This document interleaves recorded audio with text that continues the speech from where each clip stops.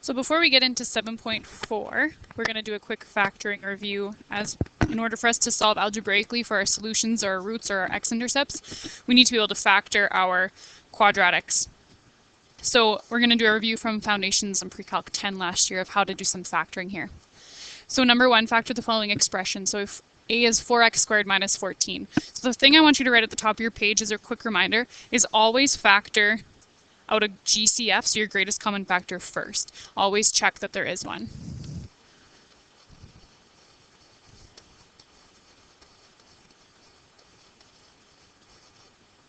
So GCF, greatest common factor. Check if there is one first that we can factor out.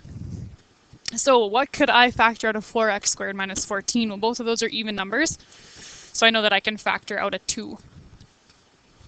When I divide both those terms by 2, 4x squared divided by 2 leaves me with a 2x squared. Minus 14 divided by 2 is a 7.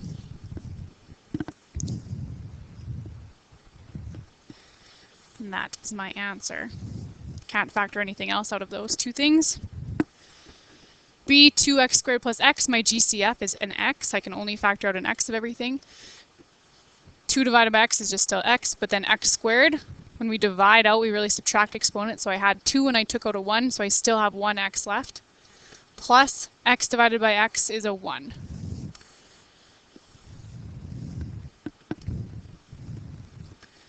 (3x cubed) subtract 12x. I can factor out a 3 from the 3 and the 12 as well as 1x. So I'm left with x squared subtract 4.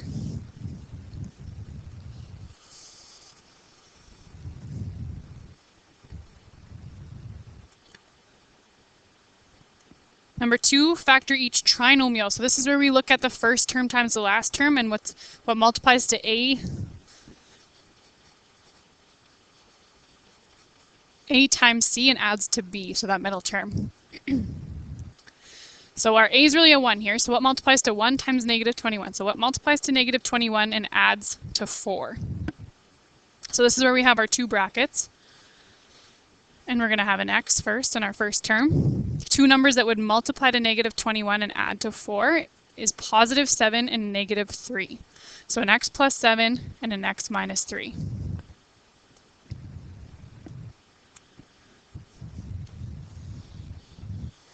If I multiply 7 times negative 3, I get negative 21. If I add 7 plus negative 3, I get 4. B, what multiplies to 1 times 10? So what multiplies to 10 and adds to 7? So starting with x's, positive 5 times positive 2 would give me 10, and 5 plus 2 would also give me 10.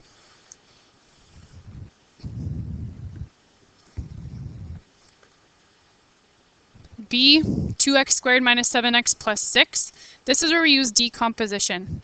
So again, I want to look for a common factor to factor that 2 out, but I cannot divide 7 by 2. So this is where we still pick those two values, but we replace the middle term with it. So now what multiplies to 2 times 6? So what's multiplying to 12 and going to add to negative 7? 4 and 3. So I leave my first number.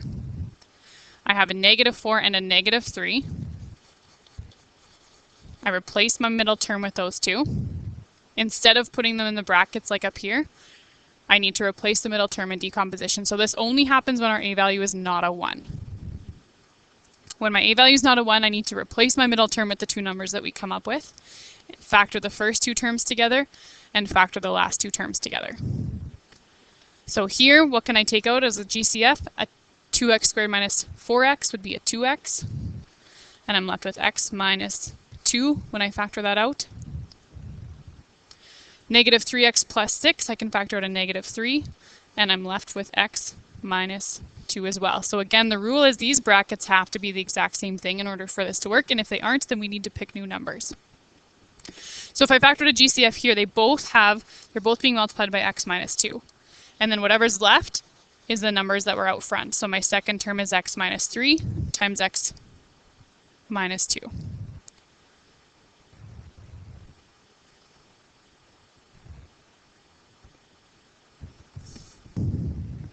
D, 4x squared plus 11x minus 3. Again, looking for a GCF first. There's nothing that I can take out of all three of those values. So I need to look at my first numbers. What multiplies to negative 12 and adds to positive 11. So right away I see 11 is very close to 12. It's one number away. So my numbers are probably going to be 1 and 12. Since we have to multiply to a negative number and add to a positive, my 12 is going to be positive and my 1 will be negative. So 4x squared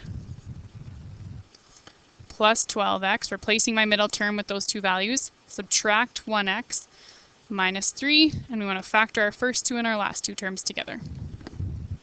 So 4x squared plus 12x, I can factor out of 4x. And then 4x squared divided by 4x is there's one x left over.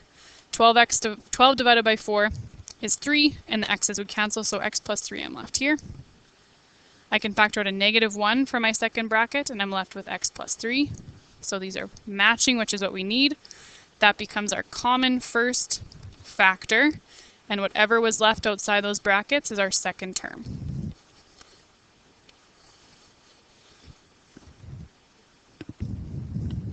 Again, this is some much needed review. It's been a while since we've done this factoring, so take your time on this. Make sure you do the hand-in coming up so that you have that practice and you feel more confident. Number 3 says factor each expression fully. Negative 3x squared plus 9x minus 6. So again, first thing first, check for a GCF. I can factor out a negative 3 right now from everything, so let's do that. I'll have x squared subtract 3x plus 2. Negative 3 divided by negative 3 is a 1. X squared, I didn't factor out an x, so those variables and their exponents stay.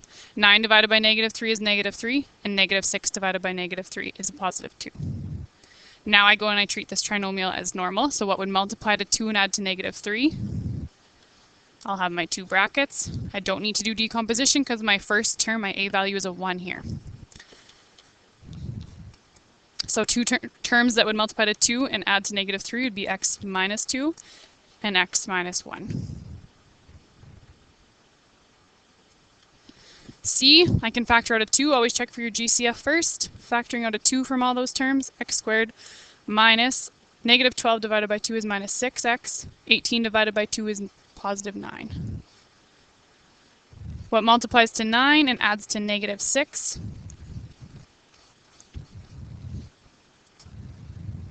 Negative 3 and negative 3.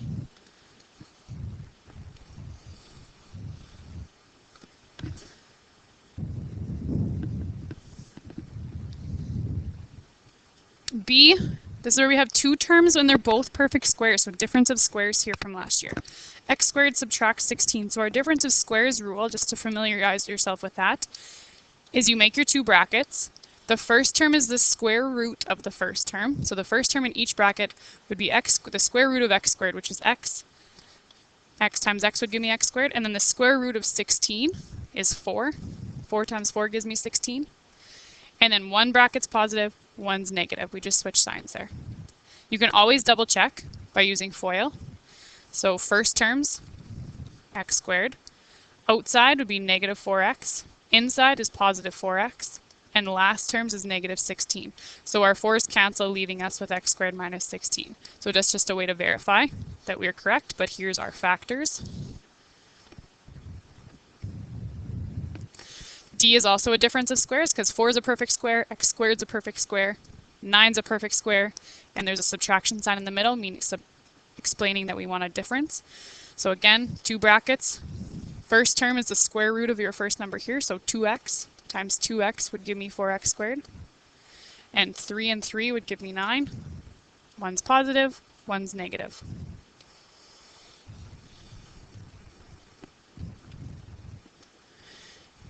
E, negative 4x squared plus 49. So this one right now looks like it's not a difference of squares because I see an addition sign here. But I can just switch the order here. I can do 49 subtract 4x squared, and right now I'm at a difference of squares. Or I could factor out a negative, and I'll have 4x squared subtract 49. Both of those are equivalent to each other, so it doesn't matter which one we work with.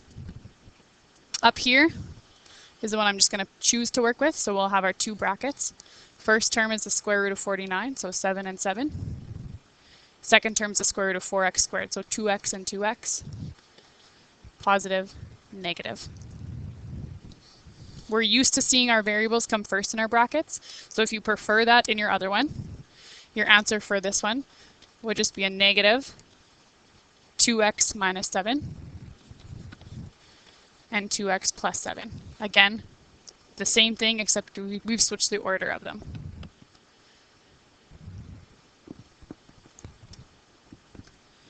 Many quadratic equations can be solved by factoring. So we've learned how to solve and find our zeros or our solutions or x-intercepts by using our graphing calculator. So solving graphically. Well, now we can use factoring to solve algebraically.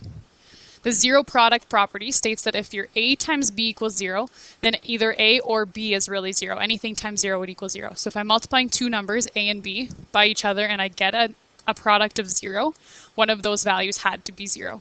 Possibly both of them. So that's what we're trying to find. If we have an equation equal to 0, we have to find our factors and then make them equal 0.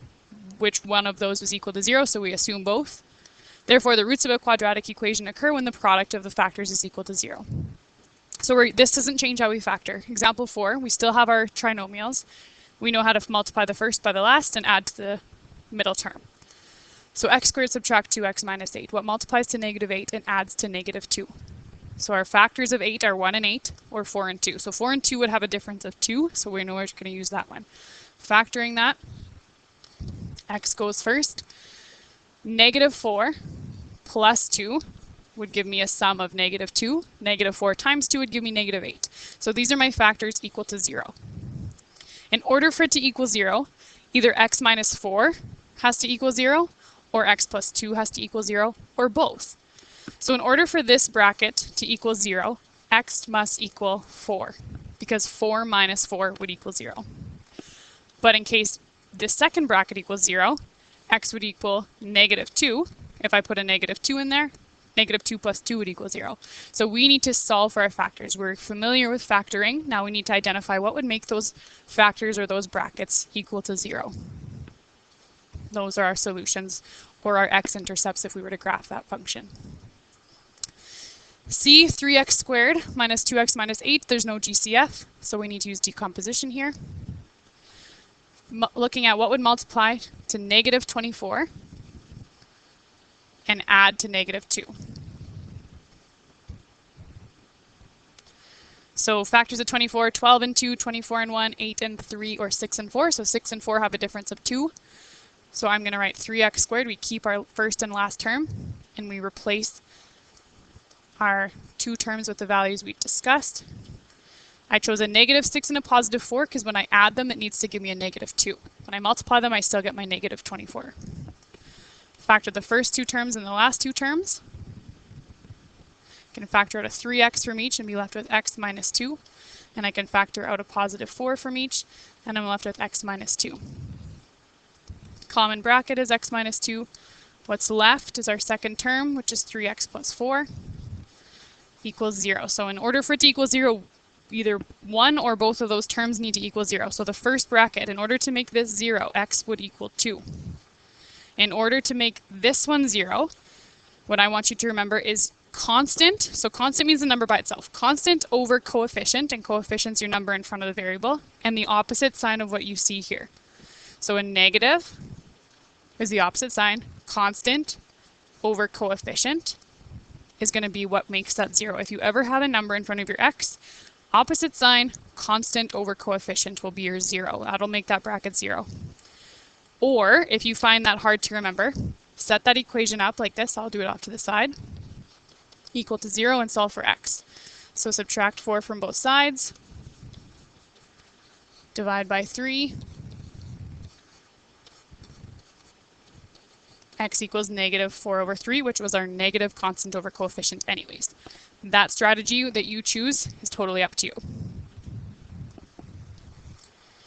B, 2x squared plus 18 equals 12x. Right now this equation does not equal 0 and it needs to, so we need to move everything to one side. So I'll have 2x squared subtract 12x plus 18 equals 0. And you'll see that I put my negative 12x in the middle because we're used to seeing that order. I have a GCF, so I can factor out a 2 of everything. X squared subtract 6x plus 9 equals 0, and factor my trinomial. What multiplies to 9 and adds to negative 6? Negative 3 and negative 3. So again, what would those brackets have to be in order to equal 0? They're both the same term, so we can just have one answer there. X would need to equal 3, and if it did, it would make both of those brackets 0. D, move it all to one side. So I have 2x squared subtract 4x equals 0. I can factor out a 2x from both terms, and I'm left with x subtract 2. Now we have two terms here. So in order to make this first term 0, my x would have to be a 0. 2 times any, or 0 times anything would be 0, so 2 times 0. And if x was 2 in this term, that bracket would become 0. So x is 0 for the first one, and if x is 2 in the other one, that equation would equal 0. Example 5, a football is kicked vertically. The approximate height of the football h in meters after t seconds is modeled by the formula h equals 1 plus 20t subtract 5 times t squared. Determine the height of the football after 2 seconds. So if t represents our seconds, I just want to plug a 2 into wherever I see a t and solve for h. So h equals 1 plus 20 times 2 subtract 5 times 2 squared. H equals 1 plus 40 subtract 5 times 2 squared is 4. 1 plus 40 subtract 20 will be 21. And our height was in meters. So we can also solve our equations using values that the questions give us and plugging it in algebraically, or we could be finding our points where x and y are 0 on our graphing calculator. The last part of this section, when is the football 16 meters high? So what is my t when my h value is 16? So it's saying that 16 equals 1 plus 20t subtract 5t squared. So I'm going to bring everything to the left-hand side because in order for me to solve for these variables, I need my equation to be equal to 0. So I'm going to add 5t squared. I'm going to subtract 20t, and I'm going to subtract 1. 5t squared, subtract 20t, plus 15. I have a GCF, so I'm going to factor out a 5. T squared subtract 4t plus 3 equals 0. I need to find two factors with numbers that would multiply to 3 and add to negative 4. So x subtract 3, x subtract 1. So my answers here, my x's were my t's. I should keep those variables the same for you guys. So t minus 3